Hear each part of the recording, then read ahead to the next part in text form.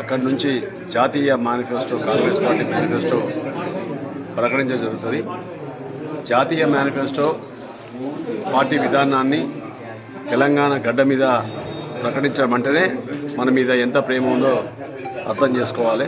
సోనియా గాంధీ కానీ, రాహుల్ గాంధీ కానీ, ప్రియాంక గాంధీ కానీ, ఖర్గే గారి కానీ ఈ ప్రాంతంలో తెలంగాణ ఇచ్చిన పార్టీగా గత 10 సంవత్సరాలు కేసీఆర్ నిరంకుశ పరిపాలన అందించి రైతులకు కానీ, ప్రజలకు కానీ చెప్పిన మాటలు ఇవ్వకుండా తప్పించుకొని మట్టి గరిచిపోయాడు.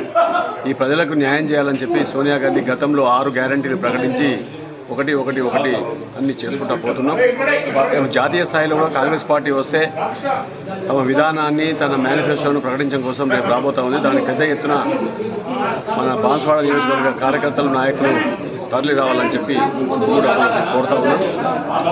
కాబట్టి ఈ సందర్భంలో రైతుల పక్షాన ఏదన్నా కానీ మంచి చెడ్డలు అన్నీ చూసుకుంటామని చెప్పి తెలియజేస్తాం.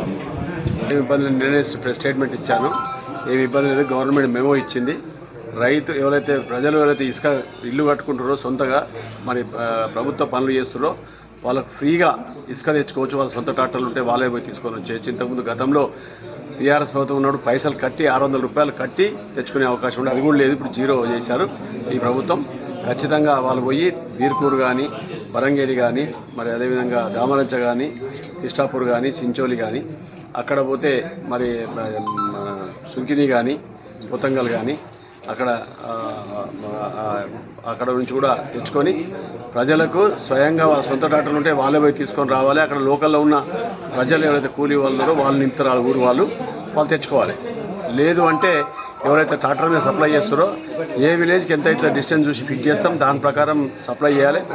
ఎక్కువ తీసుకుంటే మాత్రం వాళ్ళని ఖచ్చితంగా ట్రాక్టర్ లోపల వేయించి సీజ్ చేయించి వాళ్ళను వదిలే ప్రసక్తే లేదు.